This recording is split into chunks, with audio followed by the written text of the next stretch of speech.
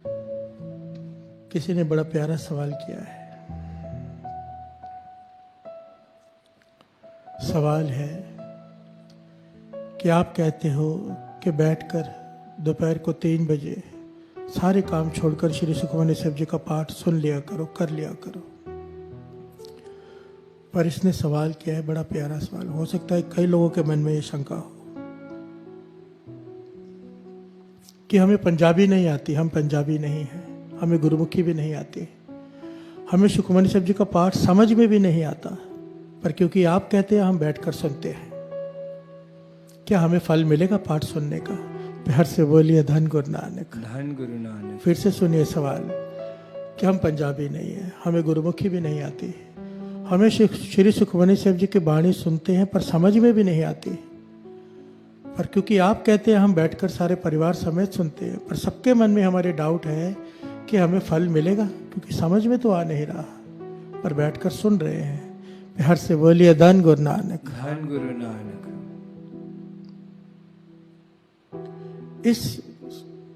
इसका जवाब ना बड़ा ही प्यारा ऐतिहासिक घटना में है, गुरु अर्जन देव जी महाराज का समय की।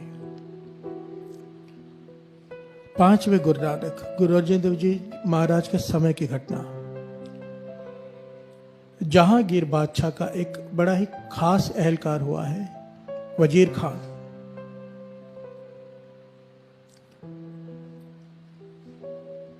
ऐतिहासिक घटना है साध संगत जी। वजीर खान को जलोदर का रोग हो गया। जलोदर का रोग कहते हैं पेट में पानी भर जाता है, ना आदमी सो सकता है, ना बैठ सकता है, ना चल सकता है, बस पीड़ा में रहता है, तकलीफ ही तकलीफ, दर्द, हर वक्त दर्द, चीसें पड़ती हैं अंदर, दर्द उठते हैं, कराता है। इतनी बुरी हालत उसकी, सारे वैद्यों ने हाथ जोड़ दिया, भी हमसे इलाज नहीं हो सकता, इसका कोई इलाज नहीं है। अब जहांगीर का खास एहलकार है, वो बहुत बड़ी हवेली में रहता है। उसकी हवेली के बाहर से एक गुरु का सिख गुजरता है हर रोज, एक फिक्स टाइम पे कहीं जाता होगा। हवेली बड़ी थी,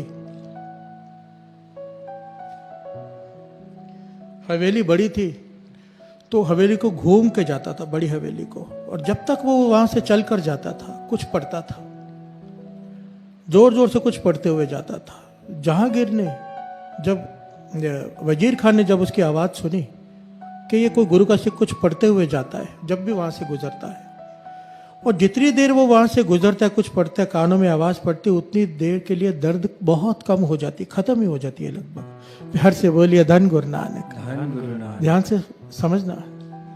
वो गुरु का सिख हवेली को क्रॉस करके गुजरता है रोज। हवेली बड़ी है तो समय लग जाता है 2-4 मिनट का। जितनी देर गुरु का सिख वो वहां से गुजरता है कुछ पढ़ते हुए जोर से, वजीर खान को आराम आ जाता है, उसका दर्द खत्म हो जाता है।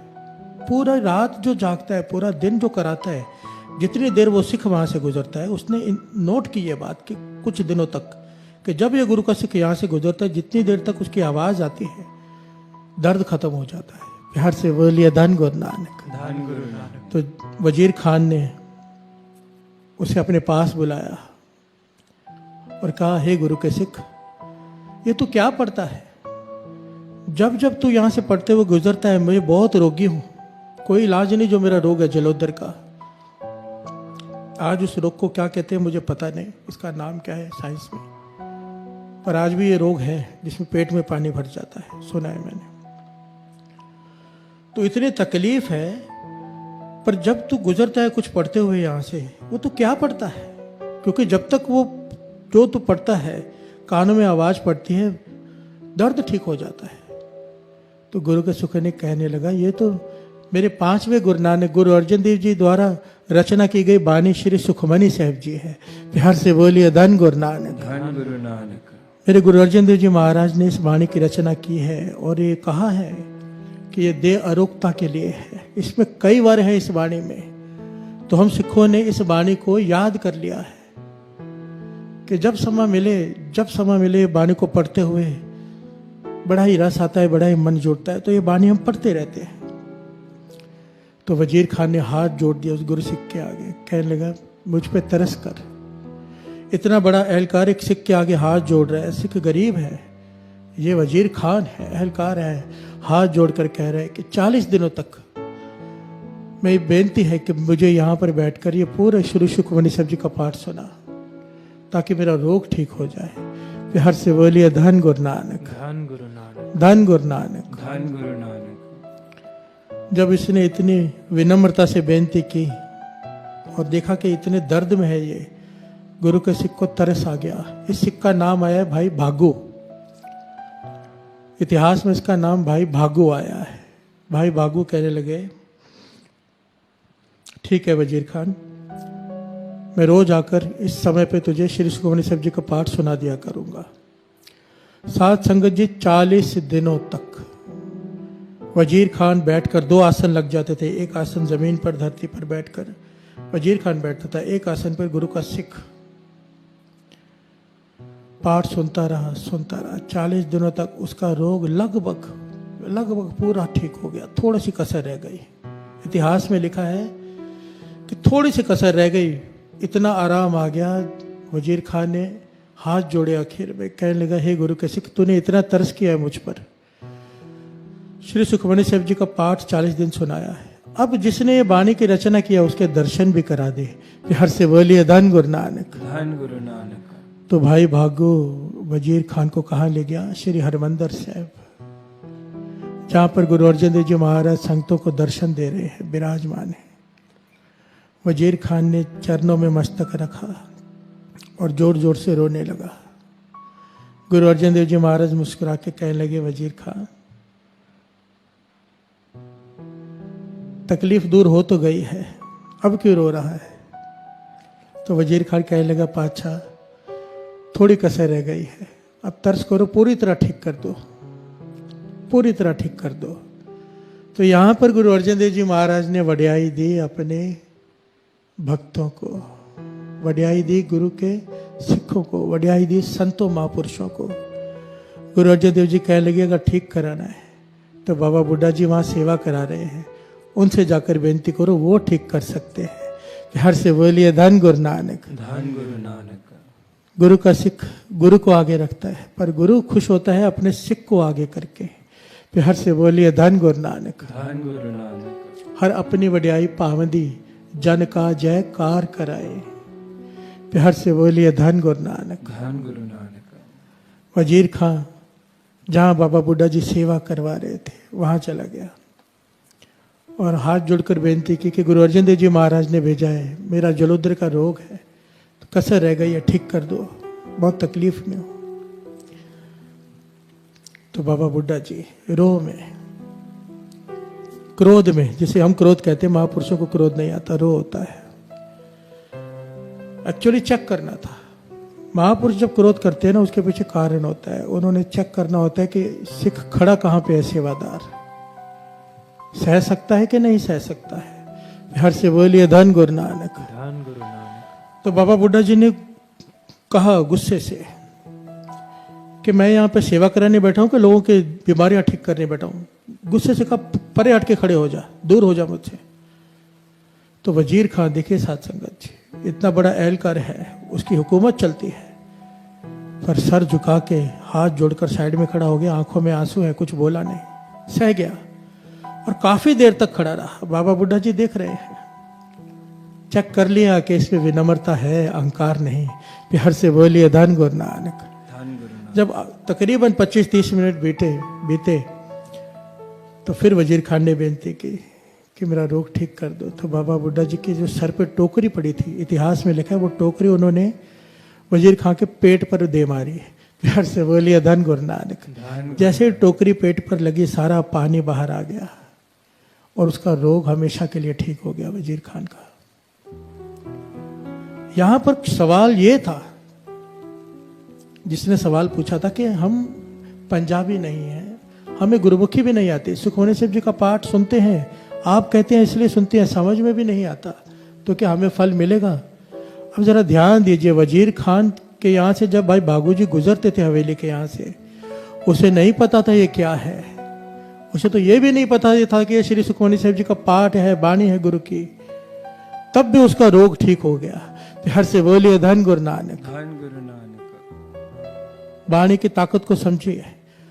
अगर वाणी को समझकर विचार कर पढ़ेंगे उसकी तो बात कहीं नहीं, उसकी तो तुलना ही नहीं हो सकती। पर जिसे वाणी की समझ नहीं है, ज्ञान नहीं है, बाबा नंद सिंह जी ये पंक्तियां पढ़ाया करते थे, दुख रोग संताप उतरे सुनी सच्ची वाणी।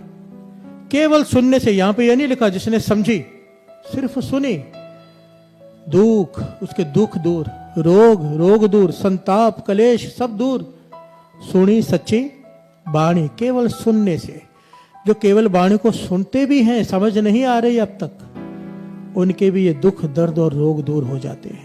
हर से बोलिए धन गुरु नानक। धन गुरु नानक। वाणी कह रही है दुख रोग संताप उतरे सुनी सच्ची वाणी। दुख रोग संताप उतरे सुनी सच्ची वाणी। बाबा नंद सिंह जी से भी किसी ने यह सवाल किया था कि नाम जपने में मन नहीं लगता। बाबा नंद सिंह जी ने उदाहरण दिया, आग में हाथ जानबूझ के डालो या अनजाने में, आग ने हाथ को जला देना है। वाणी मन जोड़ के पढ़ो या बिना मन जोड़ के पढ़ोगे तो बहुत बेअंत लाभ है, कोई तुलना नहीं। पर बिना मन जुड़े भी अगर पढ़ते हो तो भी आग ने हाथ तो जला ही देना है, वाणी ने पाप तो जला ही देने हैं। फिर हर से बोलिए धन गुरु नानक। और सुनते सुनते समझ आनी शुरू हो जाती है। और सारी श्री गुरु ग्रंथ साहिब जी की वाणी में सुखमणि साहिब जी की वाणी एक ऐसी वाणी है जो समझना बड़ा आसान है। अगर आप सहज में पढ़ेंगे ना, अपने आप समझ आनी शुरू हो जाती है। सिंपल है, सिमरो सिमर सिमर सुख पाओ, कल कलेश तन माहे मिटाओ। इसमें क्या समझाना है?